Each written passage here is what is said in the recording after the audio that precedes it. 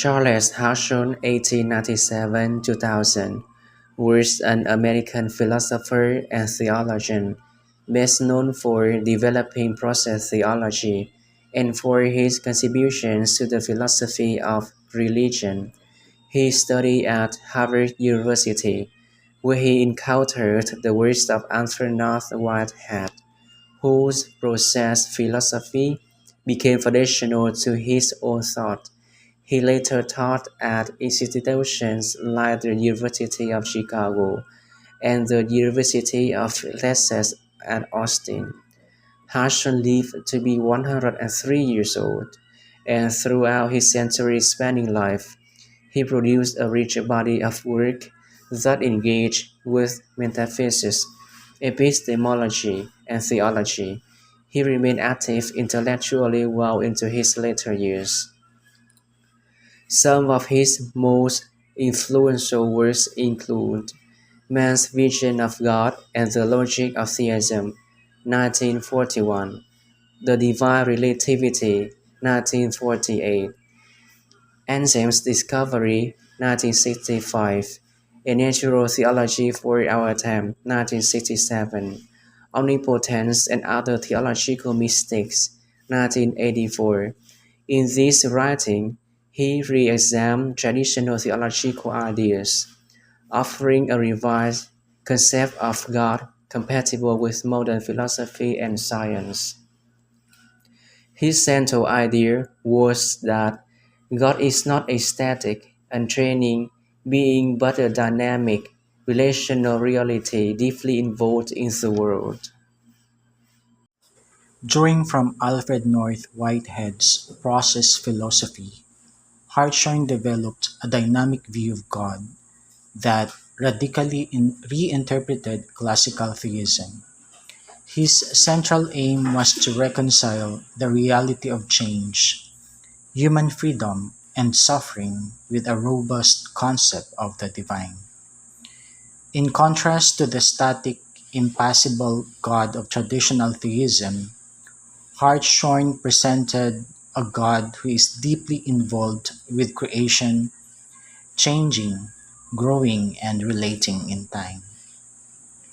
At the heart of Hartshorne's thought is his doctrine of dipolar theism, which holds that God has two poles, a changeless and a changing aspect. In his view, classical theism erred by overemphasizing immutability, eternity, and impassibility. Hartshorne proposed instead that God is both necessary and contingent, eternal and temporal, absolute and relative. The abstract pole refers to God's unchanging essence, God's character, goodness, and commitment to love. The concrete pole, however, refers to God's experience of the world, which changes in real time. As creation unfolds, God is enriched by new experiences and relationships. God is therefore the supreme relativity, a perfect not in static immutability, but in the ability to respond perfectly to all possible changes. Hartshorne's reinterpretation of divine attributes reflects this dipolar logic. For example, omniscience in process theology does not mean foreknowing every future detail, which would negate human freedom, but rather knowing all that can be known, including the past and present exhaustively, and the future as a range of possibilities. Omnipotence is redefined as the power to influence all things, not to unilaterally control them. This respects the freedom of creatures and preserves moral responsibility. Even divine perfection is dynamic, rather than a static fullness. God is seen as surpassable in terms of experience. Each moment of divine life incorporates more of the of the world's richness, so God is everlasting enriched by the ongoing process of creation. In this vision, God is not the unmoved mover, but the most moved mover, the one most open to the joys and sorrows of creation. Divine love, in Hartshorne's theology, is not detached benevolence, but a deeply empathetic and evolving relationship with the world. This makes process theology particularly resonant in contexts of suffering, where God's compassion is not a theoretical attribute, but a lived, temporal reality. In sum, Harshon's process theology represents a profound shift in our understanding of God. Through the dipolar theism and a relational reimagining of divine attributes, he offers a vision of God as supremely loving, dynamically responsive, and intimately engaged with the ongoing adventure of the world.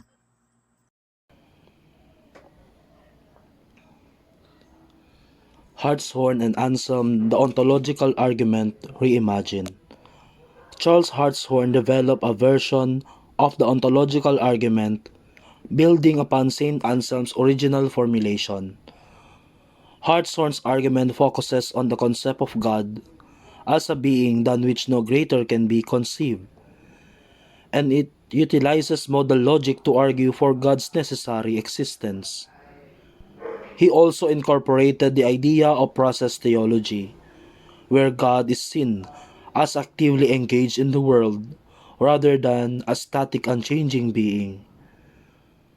The ontological argument has been developed in different ways by St. Anselm of Canterbury and Charles Hartshorne, even though both are aiming to prove the existence of God through purely a priori reasoning. Here's the breakdown of the differences between their versions. On St. Anselm's ontological argument, St. Anselm defines God as that than which nothing greater can be conceived. He argues that this being must exist in reality and not just in the mind, because existing in reality is greater than existing merely in thought. God is defined as the greatest conceivable being. If God exists only in the mind, a greater being could be conceived, one that exists in reality. Therefore, God must exist in reality. Saint Anselm treats experience as a great-making property, something that enhances the greatness of a being. On Charles Hartshorne ontological argument, The Logic of Perfection, Saint Anselm's discovery, Hartshorne builds on Anselm but reformulates the argument using modal logic, or logic dealing with the possibility and necessity. He shifts the focus from existence in reality to necessary existence. If God exists necessarily, not contingently. If it is possible that God exists, then God must exist. It is possible that God exists, therefore, God necessarily exists. Hartshorne in dialogue with other thinkers. The classical theism of St. Thomas Aquinas and St. Augustine. Hartshorne stood in sharp contrast to classical theism, especially the views of St. Thomas Aquinas and St. Augustine, who describe God as immutable, impassible, and outside time. Hartshorne saw these notions as incompatible with the personal God, who loves, suffers, and responds. He thought classical theism was too influenced by Greek metaphysics and not sufficiently biblical or existential. Hegel and the Absolute. While Hegel saw God, or the Absolute, as the culmination of rational process, Hartshorne rejected the impersonal and deterministic elements of Hegelian thought. He retained the processual nature of divine reality, but emphasized God's personal and relational aspects. Alfred North Whitehead. Whitehead laid the group work for process philosophy, and Hartshorne expanded on this by focusing directly on theological implications. For Hartshorne, God is the supreme instance of becoming, not an exception to metaphysical principles, but their most perfect realization. Legacy and relevance. Charles Hartshorne's theology has had a lasting impact, especially among thinkers interested in ecological theology, interfaith dialogue, and process philosophy. His vision of a relational dynamic and loving God